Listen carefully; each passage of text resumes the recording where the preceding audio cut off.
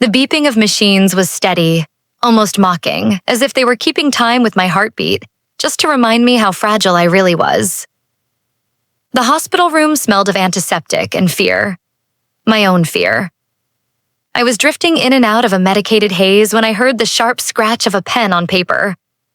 My eyes fluttered open, but only halfway. Through the haze, I saw her. My sister, Lena. Her posture was confident, almost too confident, as she signed her name on the clipboard the doctor held.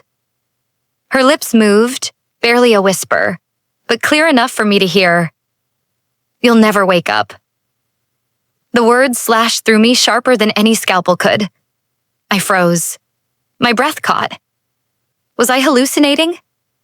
The drugs made everything blurry, but her smirk wasn't a dream. I wanted to speak, to shout, to rip out the IV and scream for help. But my throat was sandpaper. My voice wouldn't come. The doctor nodded, his face unreadable, and walked out of the room. Lena leaned closer.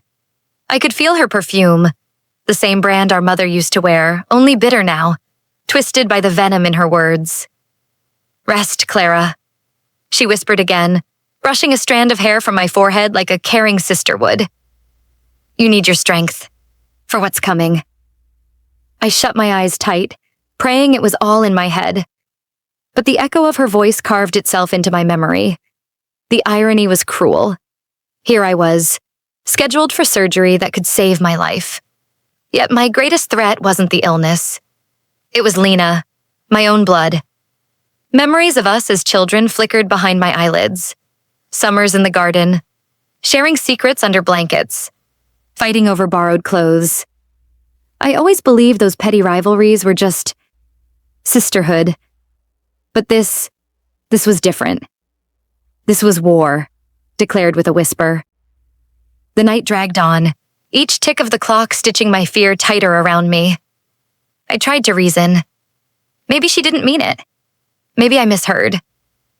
But every time I replayed her voice, the malice was unmistakable. When the nurse came in to check my IV, I studied her face, wondering if I should say something. But how do you tell a stranger, "My sister wants me dead"?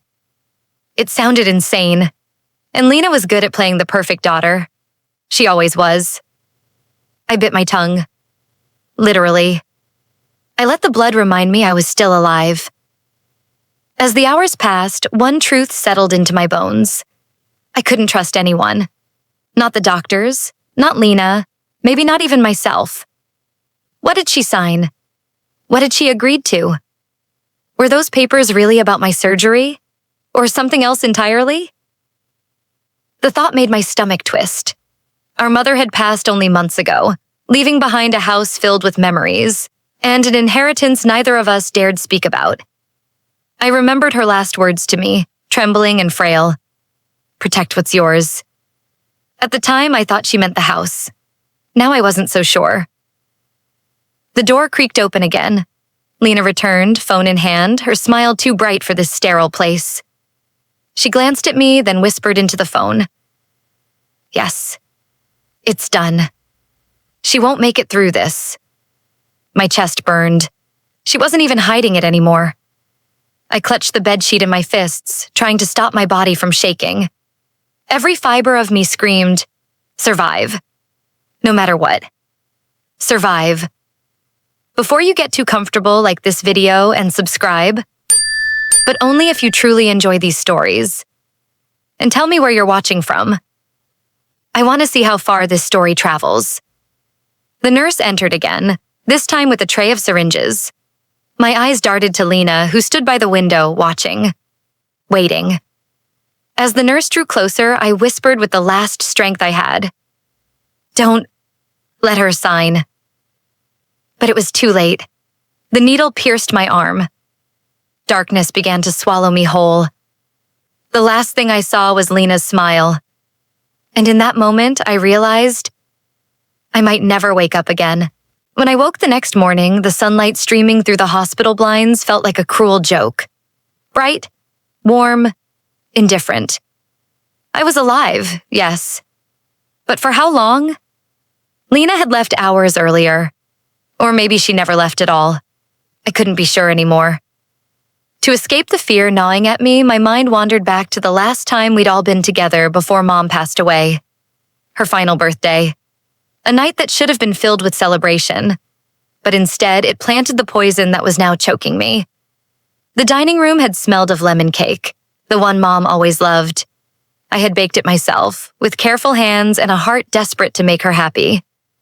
She was so frail then, but her smile lit up the table as candles flickered across her tired face. "Clara," she said, reaching for my hand, her eyes glassy but full of pride. "You've always been my strength." Her words warmed me, but I didn't see the storm brewing across the table. Lena's fork froze midair, her lips pressed into a thin line. She glanced at me, then at Mom, and for the briefest moment, I saw it. The rage she tried to hide behind a polite smile.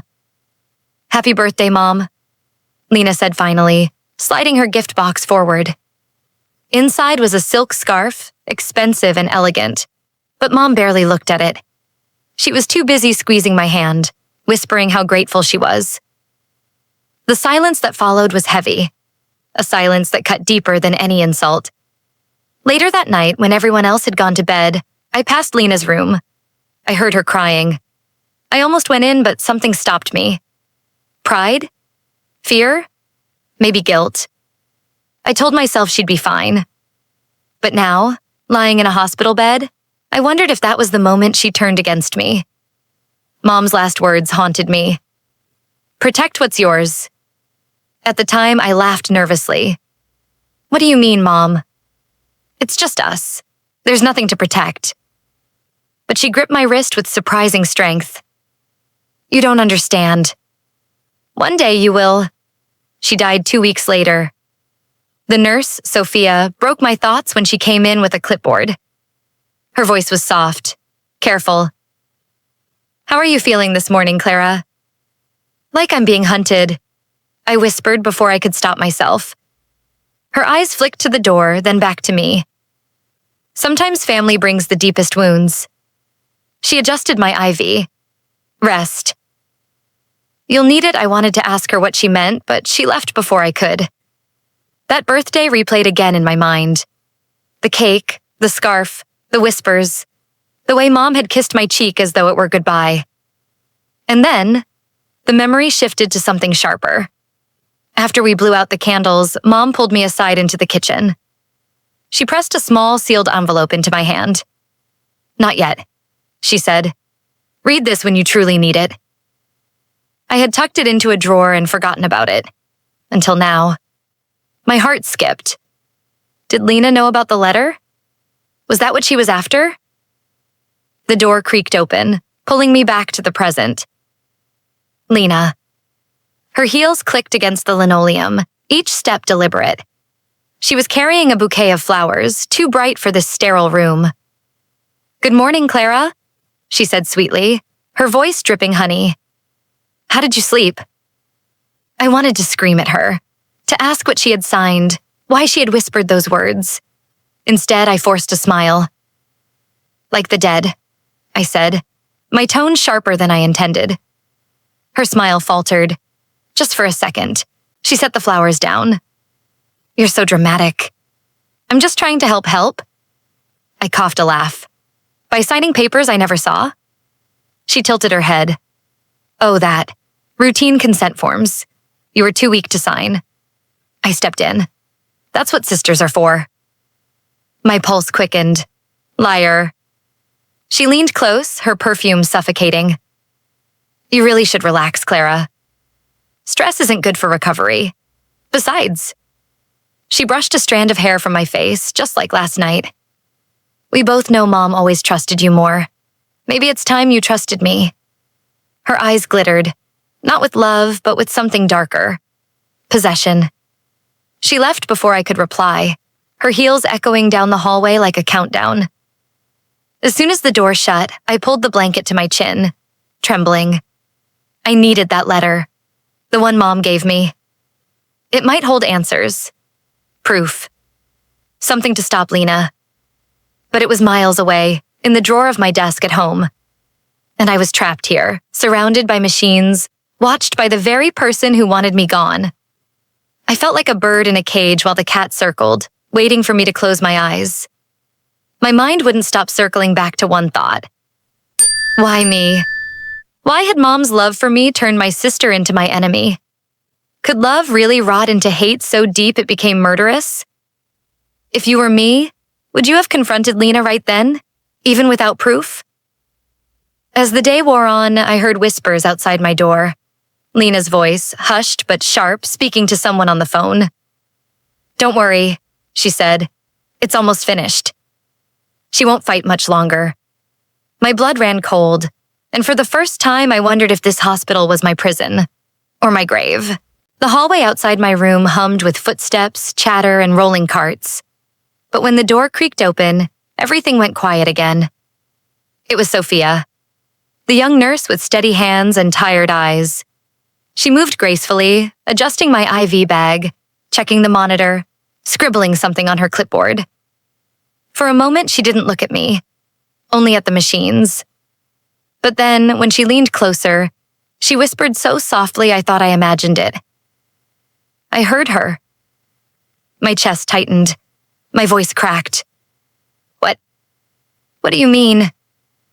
Sophia's gaze flicked to the door, then back to me. "Your sister. Last night. What she said before you went under the words I'd been carrying like a secret burden weren't mine alone anymore. Someone else had heard." I stared at her, desperate for confirmation. "So I'm not crazy? She really said it?" Sophia nodded, her face unreadable. "She did." She scribbled another note on her clipboard, louder this time, as if masking the whisper. "But you need to be careful. She's watching you closely." I wanted to grab her arm, beg her not to leave, but my strength was still fragile. "Why are you telling me this?" Sophia hesitated, then whispered again. "Because lies this dangerous can't stay buried." Before I could say another word, the door opened again. Lena walked in carrying coffee. Her smile was too wide, too rehearsed. "Sister?" she sang. "You're awake." How lovely, Sophia straightened, her face switching back to professional neutrality. "Vitals are stable. She'll need rest." And just like that, Sophia was gone, slipping out of the room without another glance, leaving me with the one person I feared most. Lena set the coffee down on the bedside table. "You know, I spoke with Dr. Mitchell this morning. He says you're lucky I was here. Those forms had to be signed immediately." I forced a weak smile. "And what exactly did you sign for me, Lena?" Her eyes flicked just for a second to the window. A tell. "Routine paperwork." Nothing more, but her voice carried that same too sweet poison. I tried to push myself up, but pain shot through my body, sharp and unforgiving.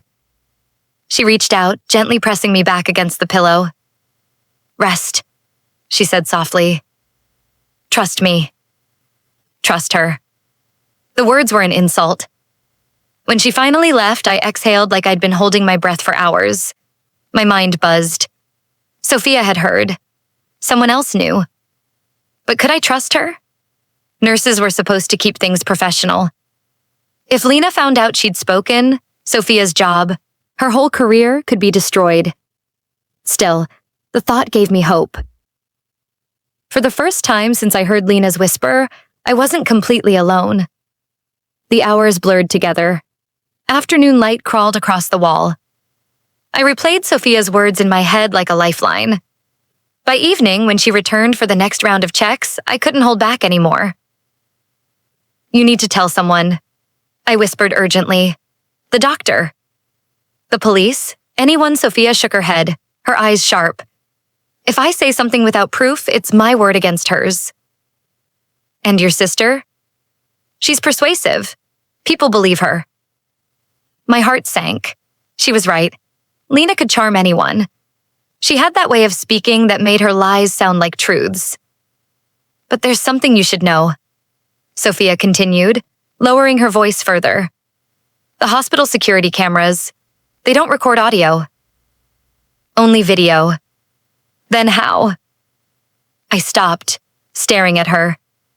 She tapped the breast pocket of her scrubs, Something small and rectangular peeked out for just a second before she covered it again. A recorder. The revelation jolted me. You recorded her? Sophia didn't answer. Instead, she tucked the clipboard under her arm and moved toward the door. But before leaving, she turned back.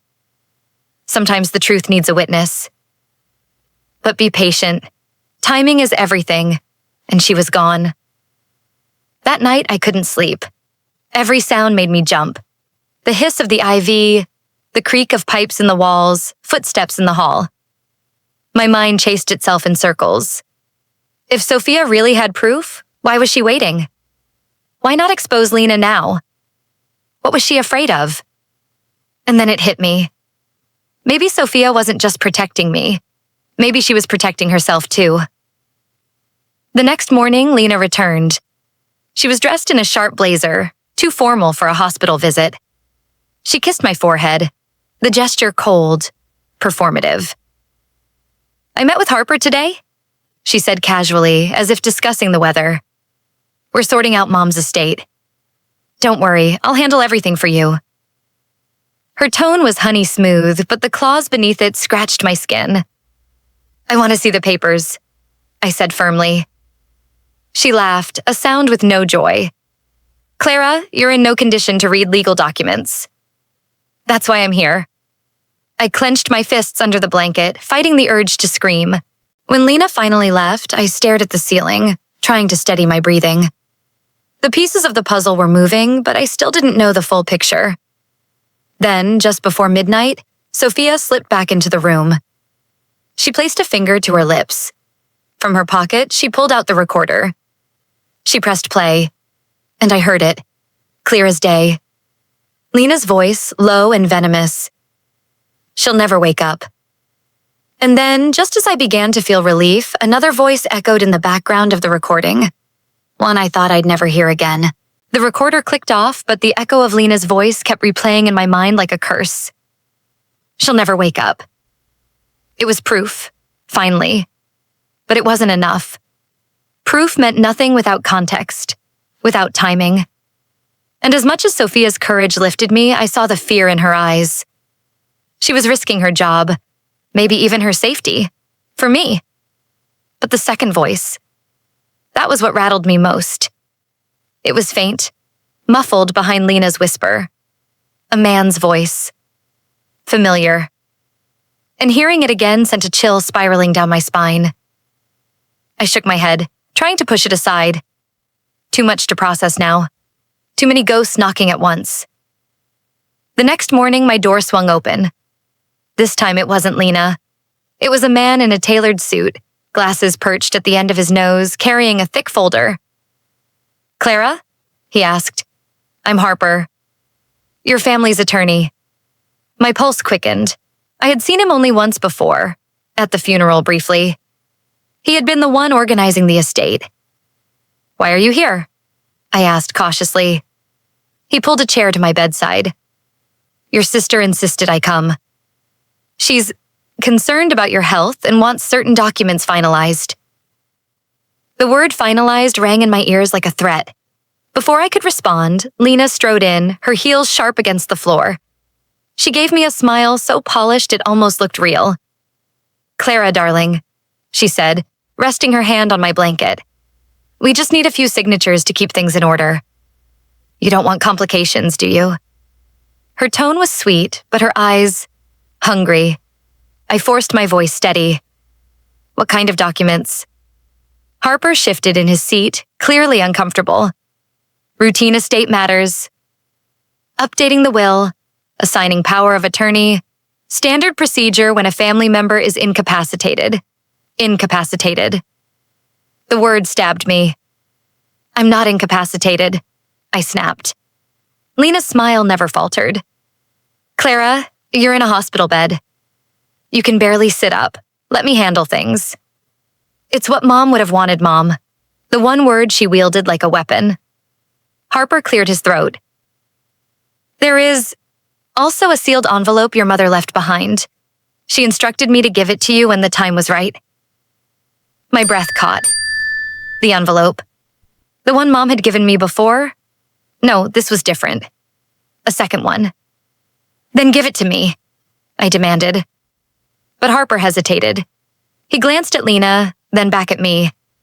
It was meant for your recovery. I'm not sure this is... Give it to me, I said again, firmer this time. Before he could move, Lena's hand shot out, gripping his arm. Not now. She's not stable. The room went silent. I stared at Harper, at the folder in his lap, at the hesitation in his eyes. He wasn't corrupt, not exactly, but he was weak, easily swayed, and Lena had a way of making weakness bend to her will. Please, I whispered, my voice breaking. If my mother left me something, I deserve to see it. Harper looked at me, then at Lena. His fingers tightened on the folder. But in the end, he tucked the envelope back inside and rose from his chair. I'll return when the time is right, he said softly. Lena's smile widened. Thank you, Harper. We'll call you soon, and just like that, he was gone. The rage inside me boiled. Why won't you let me see it? I demanded. Because, Lena said calmly, you don't need to. I already know what it says. Mom trusted me. Her lie was blatant, but she didn't even flinch. She leaned down, close enough that only I could hear. She left everything to me. You were always her favorite, but favorites don't last. Paper does. Her nails grazed the edge of my blanket, like claws testing prey. That night, I lay awake, staring at the ceiling, replaying every word. The inheritance. The sealed envelope. Lena's certainty. And then I remembered something. The birthday. The letter Mom gave me in the kitchen. The one I tucked away in my desk drawer. If Harper had one letter and I had another, how many secrets had Mom hidden before she died? Hours passed. The hospital quieted. Somewhere down the hall, a machine beeped steadily. Sophia slipped into the room again. Are you awake? She whispered. Yes. She glanced over her shoulder, then leaned closer. I saw the lawyer leave. What did he say? I swallowed hard. That Mom left me a letter. But Lena won't let me see it. Sophia's eyes darkened. Then you have to get it yourself. Because if she gets to it first, it's over. Her words struck like a warning bell. As Sophia adjusted my IV, I caught a glimpse of something peeking from her clipboard. Not hospital forms, notes, pages filled with careful handwriting. She noticed my stare and quickly covered it. Don't worry about this. Just rest. But I knew then, Sophia wasn't just a nurse. She was documenting everything. Every word, every signature, every whisper. And if she had been brave enough to record Lena once, maybe she was preparing for something bigger. When dawn broke, Lena returned with coffee, smiling as though nothing was wrong. But her eyes betrayed her. They flicked to my arm, to the IV drip, and then to the folder Harper had carried out. Don't worry, Clara, she said softly. I'll take care of everything. You just focus on healing. Her words dripped like poison. And in that moment, I knew. Healing was the last thing she wanted for me. The hospital felt colder that morning. Not from the air conditioning, but from the dread crawling under my skin.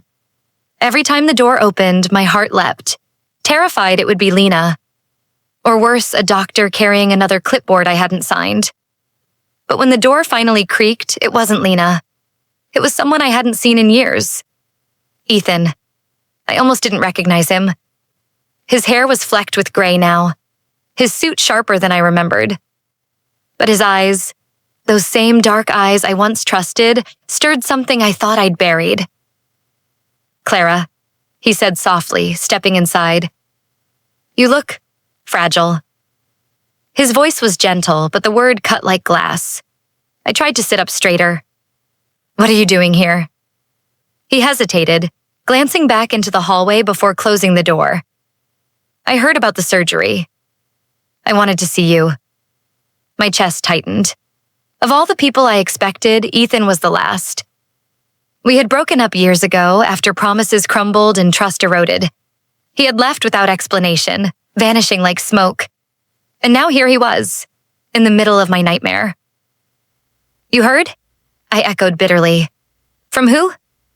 He avoided my eyes. A friend. But I saw it. The flicker. The lie. Before I could press further, the door opened again. And just like that, my worst fear solidified. Lena walked in, holding her ever-present coffee. Oh, she said, feigning surprise. You two have already reconnected. Her smile was sharp enough to draw blood. Ethan stood awkwardly, clearing his throat. Lena. He said her name like they weren't strangers, like they had rehearsed this moment. My stomach churned. I glared at him. So that's it, isn't it? She called you, neither of them answered. Silence was confirmation enough. Memories swirled, late nights with Ethan, secrets whispered, promises made, promises broken. And now I realized maybe it hadn't been distance or chance that ended us. Maybe it had been her. Why are you here? I demanded again, my voice shaking. Ethan finally met my gaze. To make sure you're safe. Safe. The word rang hollow. Safe from what? Or from who? Lena set her coffee on the table and perched on the edge of my bed like she owned the space. Clara, don't be so harsh. She purred. People change. Old wounds heal, and Ethan has always cared about you. Her hand brushed his sleeve, casual but deliberate. A claim staked in front of me. My stomach twisted. Was this part of her plan too? I turned to Ethan. You left me without a word. And now you stand here, by her side. Tell me why his jaw tightened. He looked down at the floor. It's complicated. Complicated?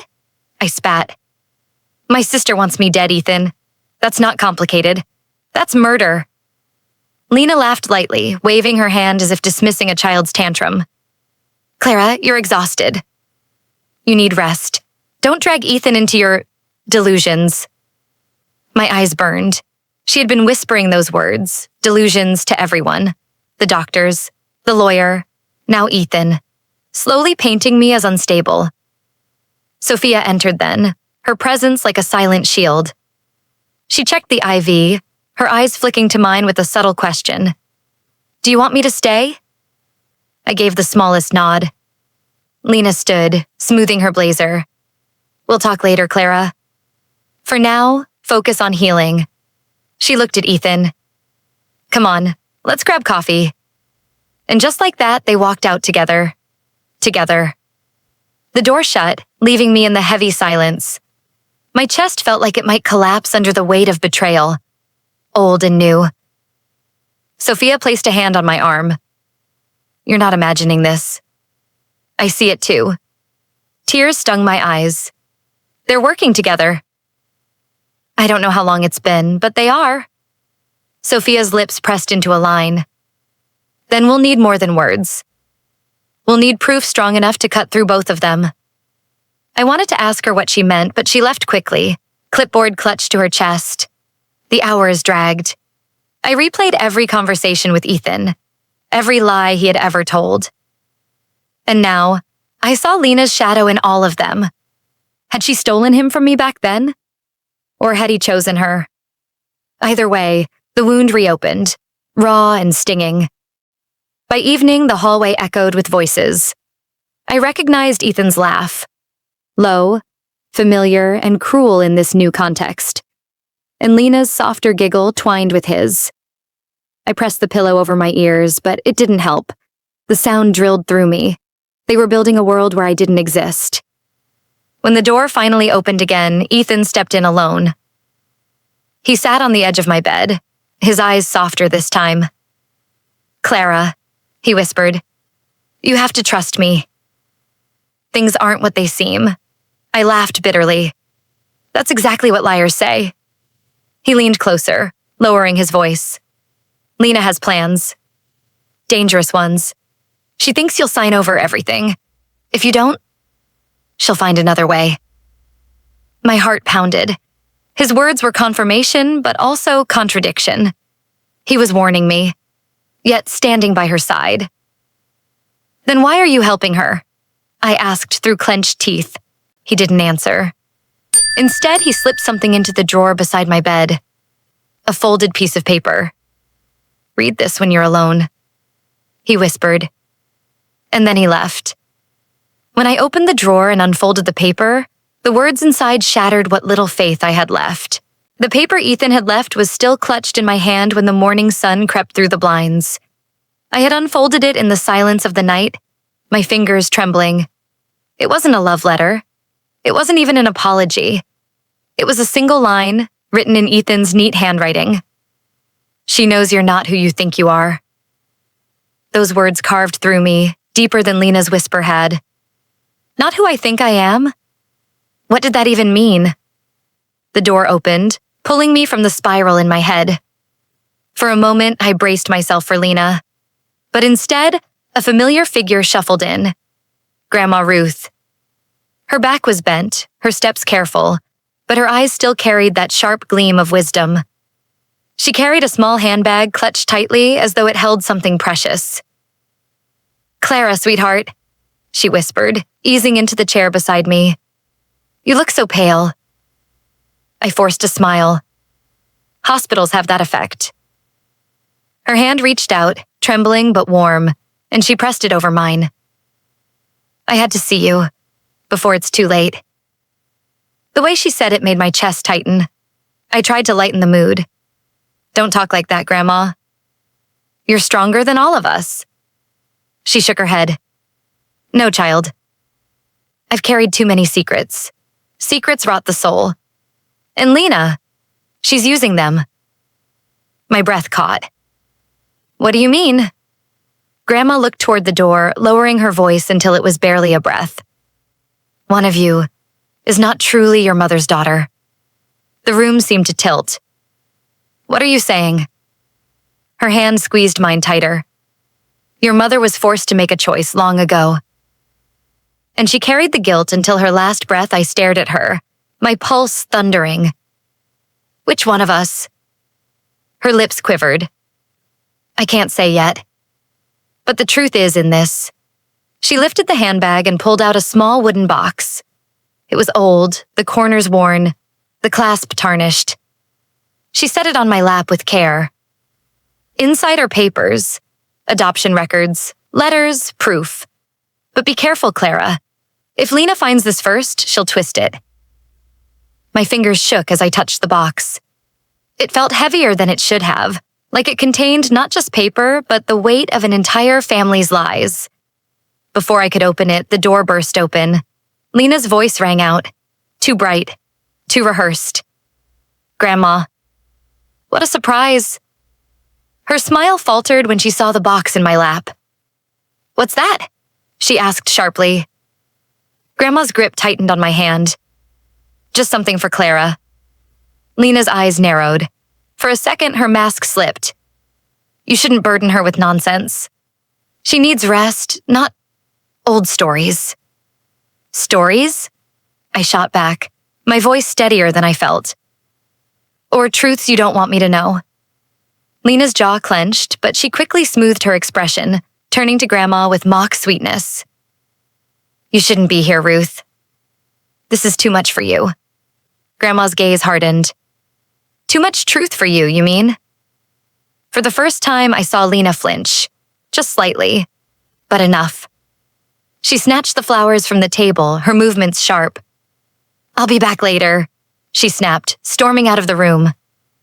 Silence lingered like smoke after a fire. Grandma turned back to me, her eyes wet. "She knows, Clara. That's why she's desperate. She's afraid the truth will ruin her claim." I clutched the box tighter.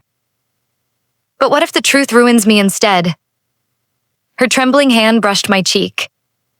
"Sometimes the truth frees us, even if it hurts first."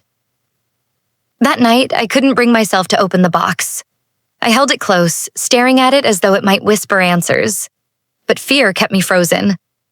What if I wasn't Mom's daughter? What if I didn't belong at all? Hours later, when the hallway quieted, I heard voices outside my door. Lena's again, low and sharp. And another voice. Ethan's. "She's getting suspicious," Lena hissed. "She has the box now. Ethan replied. It's only a matter of time. My chest squeezed.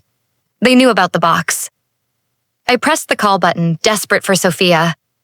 She arrived quickly, her eyes widening when she saw the wooden box. Where did you get this? She whispered. Grandma gave it to me. It has records. Proof. But Lena knows Sophia's lips tightened. Then we need to hide it. Tonight she tucked the box into her bag, giving me a reassuring nod. Don't worry. I'll keep it safe. But as she left, my fear doubled. If Sophia had the box, she was in danger too. Sleep wouldn't come. My mind replayed Grandma's words, Ethan's note, Lena's whisper, all pointing to one chilling conclusion. I wasn't who I thought I was. The next morning, Grandma returned, her face pale and drawn. She kissed my forehead and whispered, Be careful who you trust. Her hands trembled as she pressed a photo into mine, a picture of my mother holding a baby. But the face of the child was smudged, faded by time. It's not what it seems, Grandma whispered. One of you is born, and one of you is chosen. Before I could ask more, the nurse called her away for medication. I stared at the photo, my heart racing. Born. Chosen. The words burned into me, reshaping everything I thought I knew. And for the first time, I wondered if Lena's hatred wasn't just jealousy. Maybe it was fear of being exposed. By the third day, the walls of the hospital felt like they were closing in. I wasn't just sick anymore. I was being watched, measured, judged. Every word I spoke seemed to echo back at me, distorted. It wasn't the illness doing that.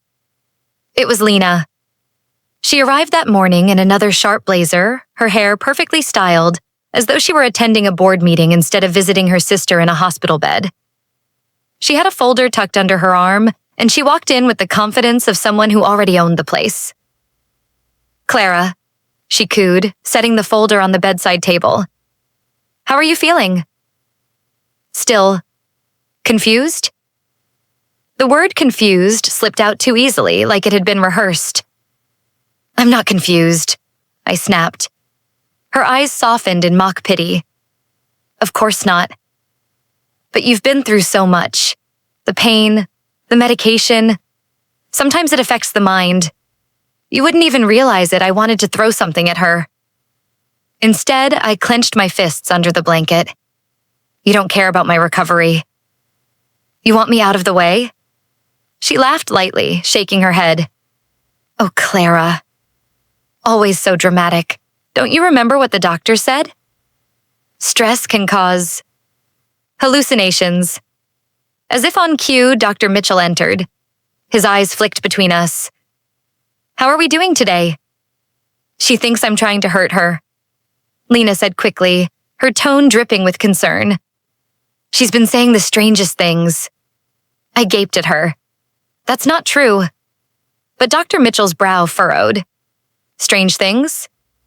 She believes I signed her into surgery without consent. That I want her dead. Lena's voice cracked as if she might cry. Doctor, it breaks my heart. She's paranoid. I think the medication is confusing her. The betrayal burned like acid. She was rewriting reality right in front of me. Clara? Dr. Mitchell asked gently. Have you been experiencing any unusual thoughts? My throat tightened. If I denied it, I sounded defensive. If I agreed, I confirmed her story. I know what I heard, I said firmly. She whispered it. She said I'd never wake up. The doctor's eyes softened, but not with belief, with pity. Lena sighed heavily, placing a hand on her chest. See? She's imagining things. I would never say that. My pulse hammered. I wanted to scream, check the recorder, ask Sophia, look at the proof. But fear held me back. If Lena suspected Sophia, she'd destroy her too. After the doctor left, Lena leaned close, her lips brushing my ear. See how easy it is? A few words, and suddenly you're the unstable one. Her breath was warm against my skin. If you fight me, Clara, you'll lose more than this inheritance. You'll lose yourself. She straightened, her face instantly shifting back to sweetness as she left the room. The rest of the day was torture. Nurses gave me odd looks as though they were evaluating me. A psychiatric specialist even came by, asking questions in a calm tone. "Do you hear voices, Clara? Do you feel like people are plotting against you?" I wanted to laugh at the absurdity. Yes, people were plotting against me, but not because of delusions, because of greed. But the more I spoke, the crazier I sounded. That night, Sophia returned. She saw the tremor in my hands and the panic in my eyes. "They don't believe me," I whispered. Her jaw tightened. "Because she's poisoning their minds." Words can be as deadly as knives. I told her about the psychiatric questions, about Lena's performance, about the pitying looks. Sophia nodded grimly. "She's building a case. If she convinces them you're unstable, she can claim guardianship. Control everything guardianship."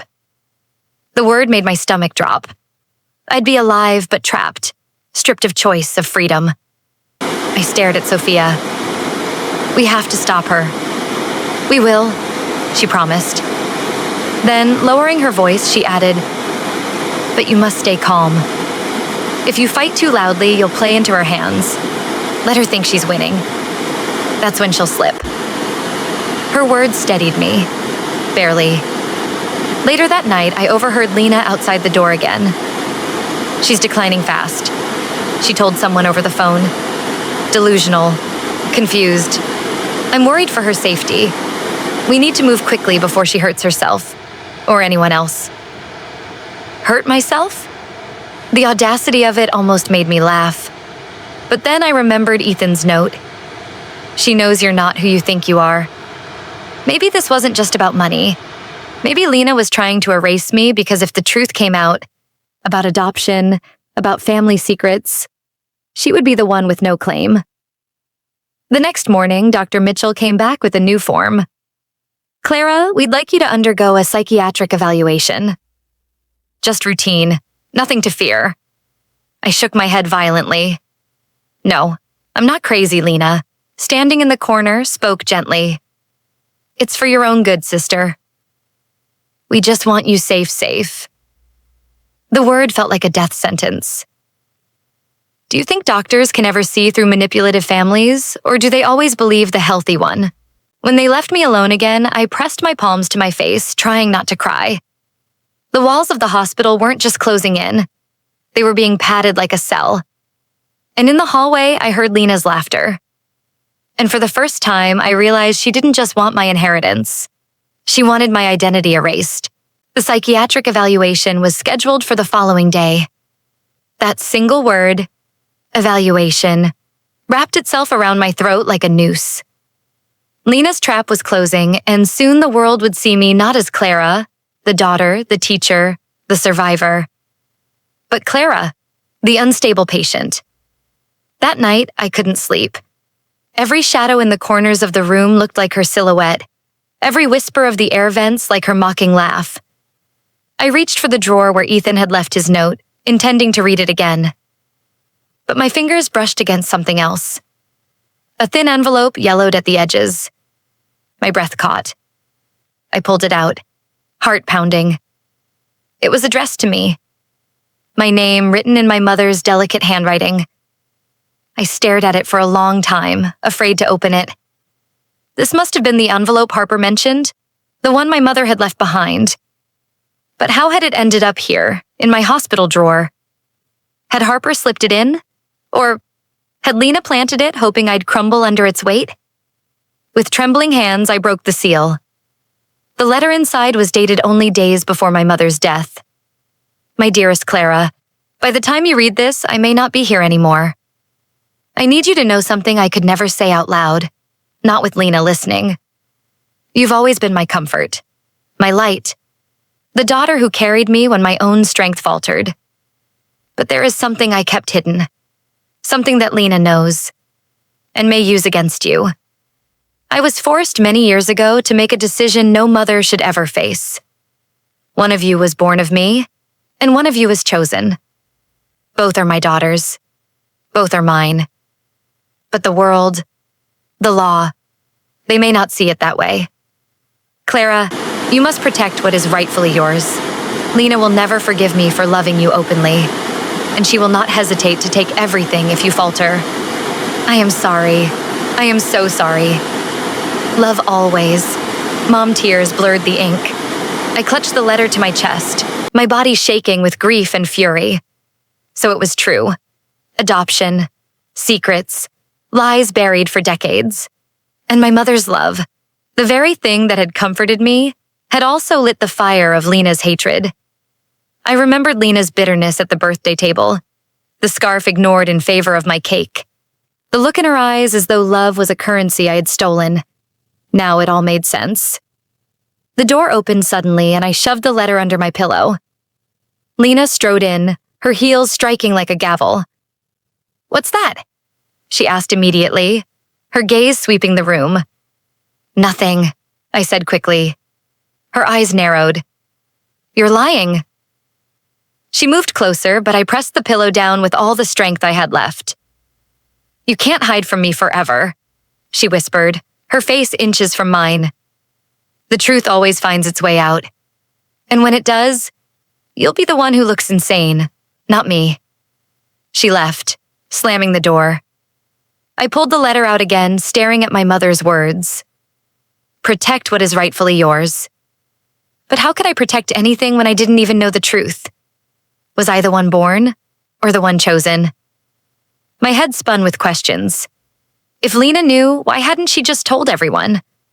Why all the whispers, the gaslighting, the performance? And then I realized she needed me to break first, to collapse under the weight of doubt. If I questioned my own identity, no one else would believe me either. The next morning, Harper returned. He looked uneasy, as though carrying a burden too heavy for him. "Clara," he began, "your sister has been pressing me to finalize the estate transfer. She insists you're not well enough to make decisions." "I'm fine," I said sharply. "And I want to see every document, every page." He hesitated, glancing at the door. "Lena won't like that." "I don't care what Lena likes." For a moment, I saw conflict in his eyes. Then he slipped a smaller envelope onto my table. "Your mother left this as well," he whispered, "but I never gave it to Lena. I thought you might need it more." Before I could open it, the door opened again. "Lena." Harper stiffened, then quickly excused himself, leaving the envelope behind. Lena's smile was razor thin. "You've been busy." "What do you want from me, Lena?" I demanded. Her eyes glittered. "Everything. Isn't it obvious?" That night, when the ward was silent and the machines hummed softly, I opened the second envelope Harper had slipped me. Inside was a single page. My mother's handwriting again, though weaker, shakier this time. "If you are reading this, it means Lena has found out. She will try to erase you. But remember, blood does not always win. Truth does." At the bottom, in trembling ink, was a name I didn't recognize. Evelyn Crawford. My pulse quickened. Who was she? Another family member? Another secret? And as I stared at the name, one chilling thought struck me. What if Lena wasn't just trying to steal the inheritance? What if she was trying to erase Evelyn too? The name haunted me all night. Evelyn Crawford, written in my mother's trembling hand, tucked into a letter Harper had risked giving me. Was she the one adopted? Was I? Or was Evelyn someone else entirely? The missing piece in a puzzle my mother never finished. By morning, my body felt weak, but my mind burned with determination. I couldn't let Lena write the story of my life. I had to uncover it myself. Sophia entered with her usual calm presence, checking my vitals. I slipped the letter from beneath my blanket and showed her the name. Her brow furrowed. "Who is Evelyn Crawford?" "That's what I need to know," I whispered. "But Lena will destroy everything before I find out." Sophia looked at me for a long moment, then reached into her bag. She pulled out a small kit, sealed in plastic. "A DNA test," she said quietly. My heart skipped. You carry those? I don't normally, but after last night, I knew we might need one. Hospitals don't ask questions if you have connections in the lab. Hope flared inside me. You think you can test me? Against Lena? Sophia nodded. Hair, blood, saliva. We can use almost anything. But we'll need samples. From both of you? The problem was obvious. Lena would never willingly give me anything. Not even a strand of hair. But then I remembered. She was careless with her vanity. She brushed her hair constantly, reapplied lipstick like a performance. When Lena visited later that day, her brush poked out of her handbag. She left it on the chair while she pretended to fuss over my IV. My pulse raced. Sophia, I whispered once Lena was gone. Can you take the brush? Sophia's lips twitched into the faintest smile. Already done. The hours crawled by. Every footstep in the hallway made me flinch, afraid Lena would storm back in and accuse me of theft. By evening, Sophia slipped in again, her face serious. She set a small envelope on my tray. I sent it to the lab. We'll have preliminary results by tomorrow. My throat tightened. And if it proves one of us is adopted? Sophia's eyes were steady. Then you'll have truth. Something Lena can't twist. That night, I lay awake replaying everything. Mom's letters, Grandma's trembling warning, Ethan's note. All roads pointed to one reality. One of us wasn't who we thought we were. But which one? The next day, Lena arrived earlier than usual. She was radiant, wearing a red dress that screamed power. She carried croissants, smiling like the perfect sister. I thought you'd like breakfast, she said sweetly, setting the bag on my tray. I'm not hungry, I muttered. She leaned in, lowering her voice. You should eat. You'll need strength for the evaluation. Doctors are watching closely. One wrong word, one wrong look, and you'll be declared incompetent. Her smile widened. And then I'll finally be able to take care of everything. For both of us, the croissants sat on the tray, untouched. Poison, whether literal or not. When she left, Sophia appeared almost instantly. She slipped a folded sheet of paper into my hand. The results, she whispered. My chest seized. My hands shook so badly I could barely unfold it. 2 names, Clara and Lena, 2 lines beneath them. Mine showed a 100% match to Grandma Ruth. Biological. Bloodline. Lena's did not. I stared, my heart racing. She's not even blood? Sophia nodded grimly. Adopted. Your mother must have kept it secret to protect her. But Lena knows. That's why she's desperate. If the truth comes out, her claim to the inheritance collapses. The room spun. All those years of bitterness, her accusing me of being the favorite. And all along, she must have felt the gnawing fear of not belonging. But instead of finding peace, she had turned it into hate. She's trying to erase me, I whispered. Because deep down, she's afraid she'll be erased first. Sophia's expression softened. Now you know the truth. The question is, when to use it. Later that afternoon, Ethan returned. He looked tired, worn, almost guilty. He sat on the chair beside me, rubbing his temples. You've changed, he murmured. Stronger. More stubborn, I glared at him. Stop pretending you care. You knew. About her. About everything, he flinched. I didn't know all of it. Then why are you here, Ethan? To spy on me? To report back to her? His silence was louder than words. Finally, he said quietly, You don't understand what she's capable of. I understand perfectly, I shot back. She wants me gone. And you're helping her. He shook his head. I made mistakes, yes. But Lena, she's not who you think she is. His words hung in the air, heavy with double meaning. Not who I think she is. That night, Sophia pressed another small object into my hand. Lena's brush, sealed in a plastic bag. You'll need this for later, she whispered. Proof isn't enough unless people see it for themselves. I tucked it under my pillow, my mind racing. Proof, letters, DNA.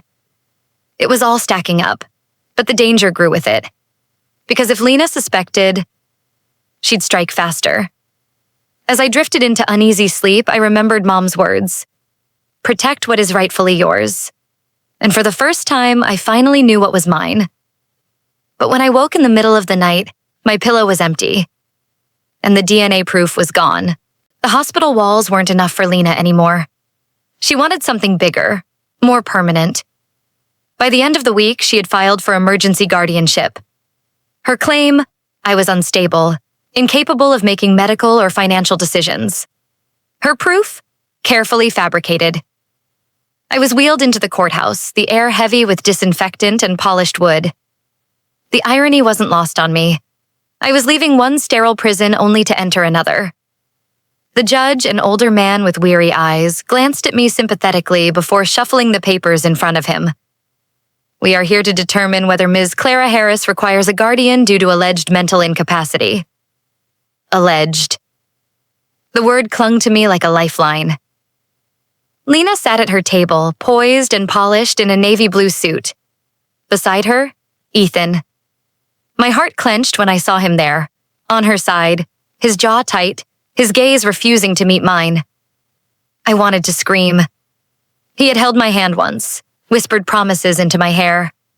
And now he was here, ready to swear against me. My lawyer, a kind woman named Alvarez, squeezed my shoulder. Stay calm. We'll dismantle her lies one by one, but when Lena stood to speak, her voice was honey, dripping with practiced sorrow. Your Honor, my sister has been experiencing paranoia and delusions since her hospitalization. She believes I am plotting against her. She imagines whispers, conspiracies, even threats to her life.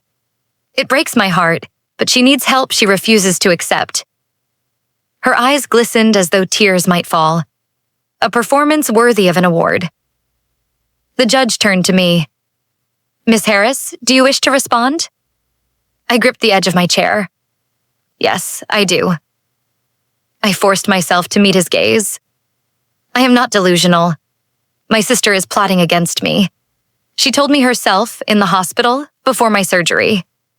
She whispered, "You'll never wake up." Gasps rippled through the courtroom, but the judge's brow furrowed with doubt, just as Lena wanted. Delusions, Lena murmured to the court, shaking her head sadly. Then Ethan stood. My stomach twisted. Mr. Walker, you may testify, the judge said. Ethan cleared his throat. His voice was low, almost hesitant, but the words cut like knives. I've known Clara for years. Recently, I've noticed troubling changes. She speaks of conspiracies without evidence. She accuses people of things they never said. She even claimed I was part of some plan to harm her. My breath caught. You know that's not true. But he kept going, eyes fixed on the judge. I've seen her paranoia worsen. I fear for her safety. I fear she might hurt herself. The betrayal was complete. Do you have any documentation, Mr. Walker? The judge asked. Ethan hesitated, then produced a small recorder. My stomach dropped. On this device, you'll hear Clara during one of her episodes. She claims Lena wants her dead. She rants about adoption conspiracies and secret heirs. He pressed play. My voice filled the room, raw, desperate, unhinged. She whispered it. She wants me gone. She'll erase me just like she erased Evelyn Crawford. Taken out of context, it sounded like madness. Lena dabbed her eyes with a tissue. You see, Your Honor? Alvarez stood quickly. Objection. This recording is inadmissible without verification, but the damage was done. Whispers rose among those in the gallery. The judge scribbled notes, his face unreadable. Then Alvarez played her card. She pulled out a copy of my mother's letter, the one Lena didn't know I still had. Your Honor, this is a handwritten letter from the late Mrs. Harris. In it, she admits to family secrets regarding adoption and warns specifically that Ms. Lena Harris would attempt to undermine my client. The judge leaned forward, scanning the letter. Lena's face paled. Forgery, she spat. It's a forgery. But for the first time, her composure cracked. The judge sighed. This case is murky. On one hand, there are serious allegations of mental instability. On the other, documented family disputes and potential financial motives. I cannot make a ruling today. We will reconvene with further evidence. His gavel struck. Temporary relief, but no victory. As I was wheeled out, Lena leaned close, her whisper a dagger. You think that letter will save you? Evelyn Crawford will bury you faster than I ever could. The name again. Evelyn. Outside, Alvarez pulled me aside. Clara, whatever this Evelyn connection is, it may be the key. We need proof, more than letters, something the court can't deny. I nodded, my fists trembling. Proof. DNA, records, witnesses. Somewhere, hidden in the shadows of our family, the truth waited, and I'd drag it into the light. That night, back in the hospital, Sophia found me staring at the ceiling. You lost faith in Ethan, didn't you? She asked softly. He destroyed me, I whispered. But he also gave me something. Her brow furrowed. What do you mean? The recording. He thought it made me look crazy, but he slipped. He kept Evelyn's name on it. Now I know it's real. Sophia's eyes widened. Then we find Evelyn. Before Lena does, and for the first time I realized the only person who could save me was the sister I'd never met.